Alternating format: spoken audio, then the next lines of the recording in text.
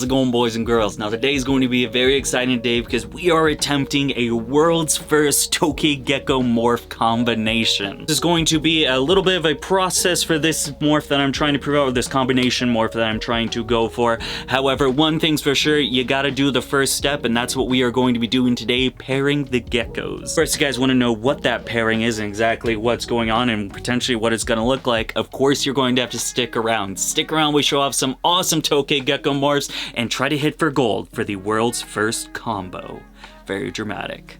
Let's get into it. There's a couple steps to be talking about over here. We're going to be showing off the combination morph, musical chairs with some of our other morphs as I move up here to start breeding. But we got to start with the cool stuff first, and that is, what project are we attempting right now? That is going to be this guy right here. He likes to hide out in two distinct spots. Make sure he's not under there.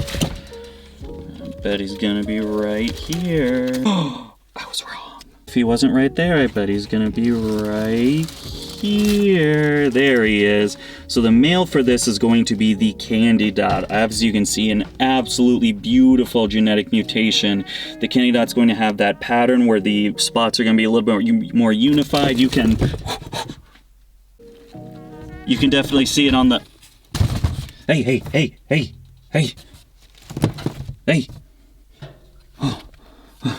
More unified down the side dorsal, and then of course the eyes are going to be a little darker eyes. And of course, what is going to be the pairing? What are we pairing this candy dot to? Well, if we take a look, move all of this pothos, and go. I hear you, but I don't see you. Where are you? Oh, there you are. I'm just gonna grab her. This is ridiculous. This is gonna be quite the endeavor. The issue with this enclosure is it's just a little too intricate. All the stuff is kind of either put into the background or it's drilled into the background itself, which makes it very hard to get animals in here. Now, usually what I do is the male goes into the female's enclosure, but this enclosure just looks a little too nice. It's such a pain in the butt to get any baby out. If you guys have been following us for a little bit, you know that the Het Platinum actually had an egg in here, and that egg hatched out into a baby, and I swear it took me about 2 weeks to finally catch that fucking thing, because it would just hide out into these crevices where I just physically couldn't get into it. So overall, not a great hatching enclosure or breeding enclosure. So for this instance, we are going to be moving the female over into the male's enclosure, and then this one's just going to be a grow out enclosure for females or males that are about to be ready to breed. So we're going to go ahead and grab her. I'm going to wear a glove for this one simply because it's just too of a tight niche space that I'm not going to be able to get a proper hold on the animal, and a bite is definitely a lot more likely inside an enclosure like this than any of the other 2x2s that we have. So let's go hunting. This is, well, we'll see how this works out.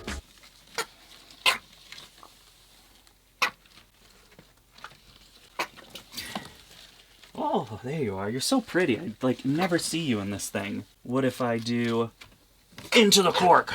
Oh, close. Come on, girl. Let's settle down. Girl, I got you. Oh, you are so slick. But you put yourself in a detrimental position. That was your fatal flaw. No, god damn. No, I got you.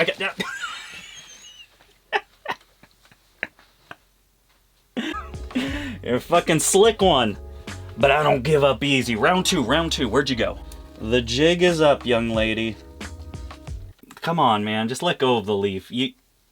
Just let go of the leaf. You know what? Take it with you.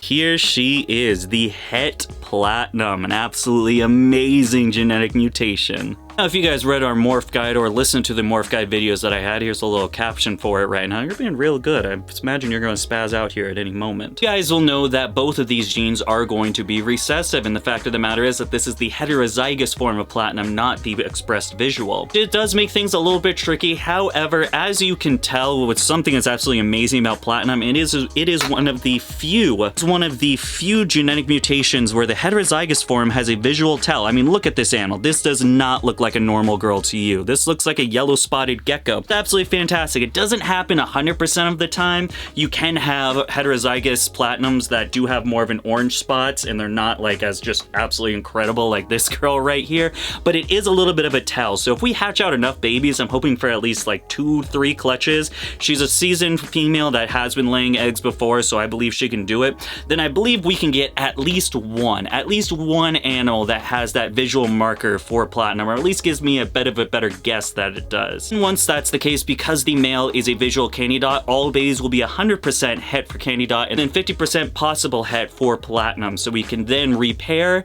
and hopefully, very hopefully, we can produce the candy platinum dot. Dot platinum candies. Candy dot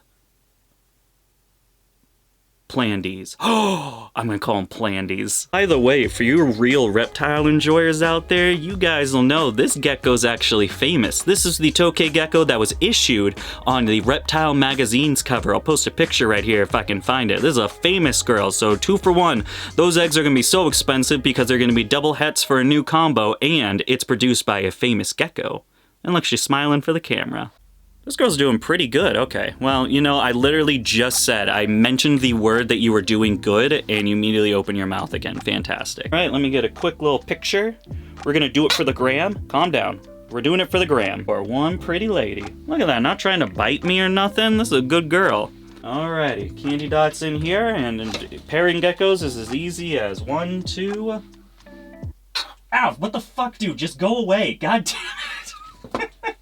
All that praise, all of that good girl stuff for nothing. I had my hand out like this in the enclosure, so my back was turned with it. I had my hand out in the enclosure, and she decides, I'm not gonna run, I'm gonna bite your thumb and then walk away. Absolutely ridiculous. Now this project will be a fairly long project. It'll probably take somewhere in the ballpark of like 4 years-ish to actually create this combination morph. We gotta wait for the parents to lay eggs, we gotta wait for those eggs to hatch, we gotta grow those babies out, and then we've got to, well, wait for them to lay eggs and then those eggs to hatch out. So it's a 5-step process. We are on step number 1. However, in 2029, we'll have an absolutely incredible Tokay Gecko, hopefully. Could you imagine if I did this for 4 years and in 2029, like, it's just a shitty looking animal, it just, like, makes a brown gecko? Please don't make a brown gecko. Alrighty, boys and girls, now we are going to be playing some musical chairs. So that 2x2 enclosure is now open. However, like I mentioned a little bit earlier, not a good breeding enclosure. I'm not going to be running pairs in there because it's just too much of a pain in the butt. You saw how long it took me to get an adult gecko out of there. Imagine that, but it's the size of this. Not gonna work. However, we do have a girl that's absolutely perfect for this enclosure. This is going to be that Paradox girl that we got quite a bit ago. Is with that importation, we got some candy dots, Diablo, and a Paradox as well. And that's this girl right here. She definitely came in a little beat up, but she's doing a hell of a lot better now, to the point where I think she's ready for an upgraded enclosure, going from this 18x18 over to the 2x2. After this, we will actually be playing musical chairs one more time and moving another Paradox, that male that we had to rehab. He'll be going in here, so everyone is getting a bigger enclosure today. It'll be really exciting because I'll be able to show you guys the real difference between like a low quality versus high quality Paradox. Ah, you're alright. You're fast little shit, ain't you? Ooh, you're fast, speedy, lightning. Where you go? Where you go? Where you go? I can't see you. I see you. You're a smart little thing, ain't you? Confuffled. Oh, got out of my confuffle. That was...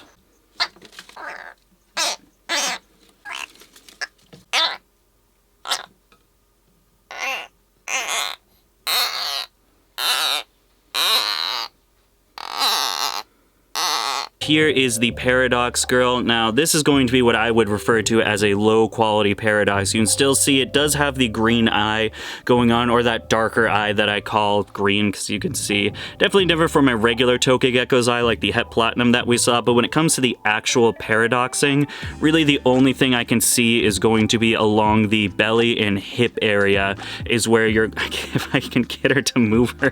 Doxing on this gecko, her being as fired down as humanly possible because she's pissed off isn't the best as well, but not a very great quality. However, it's still a Paradox. A paradox is a paradox. This girl definitely looks a little pissy, but it's a clear contender right there. That's how you're gonna know. It's gonna be that eye colors, that it's going to have that paradox gene in there. So let's get her set up. She's gaining weight, definitely. This will definitely be a next season girl to breed. I want her nice and plump, and especially with wild caught animals, I like having them for somewhere around 1 year to 2 years, depending on the age. If they are here less than 2 years, I only run about 1 or 2 clutches before pulling the male, because I don't want to risk them getting too much stress in that egg laying or any complications like that. Now, people are always like, Dakota, the geckos are... I was just gonna say something nice to you, I swear to God. Tokays are so hard to tame, Dakota. They're...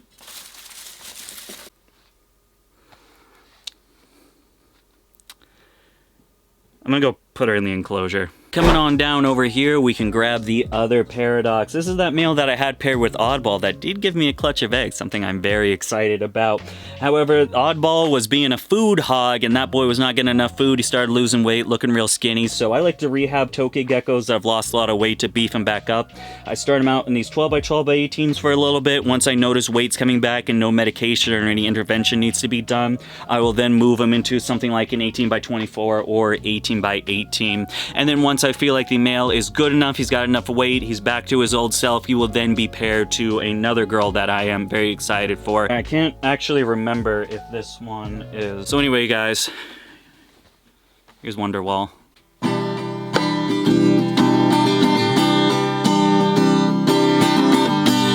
To say to you, but I don't know how, because maybe you're gonna be the gecko that saves me. Not jump if I leave you on this? I would really appreciate it. Here you can see classic paradox once again, dark green eyes, but you can see the pattern a lot better. So with the paradoxing, we went over it a little bit. I'm making sure he can't jump on the tripod. We went over it a little bit. You can see the patterning almost looks fired down and fired up at the same time. How the pattern expresses for this specific animal almost looks like a banding or tiger striping. I always found really cool and absolutely awesome male. Unfortunately, you can still see a little bit too skinny, but ready enough to go into a bigger enclosure. At this point, we'll also be offering some fattier insects, you know, waxworms, superworms, really to bulk him back up to that original beefy size. However, I am not one to look a gift horse in the mouth, so let's just nice and slow. I can't get the tripod over there. I'm not one to look a gift horse in the mouth. We're just gonna go ahead and put him. There you are, young man. Literally just a chill dude, not even opening his mouth. Yeah, you can still kind of see his spine. He's still a little underweight, definitely a lot better than what he used to be. He looked real rough there for a minute, so I'm happy to see that he's getting back his size. He's about to get snippy with me, so I will leave him alone. But now he gets this nice 18 by 18, nice basking light, all of the good stuff, and then hopefully soon he'll be back to his old self and pairing for some amazing paradoxes. And there you got it, boys and girls. A little bit of a shorter one this time. I think... I never know how much I blab in these things, but I imagine it's a little bit shorter than usual. That wasn't enough Tokay Gecko content for you guys. I highly recommend this video right here. Wow, that looks so cool. Or this playlist that has like 1 billion Tokay Gecko videos. All right. Maybe it's not 1 billion. As always, thank you so much for taking the time of your day to follow us over here at Dakota Blue Exotics. I will see you guys next time, but until then, goodbye.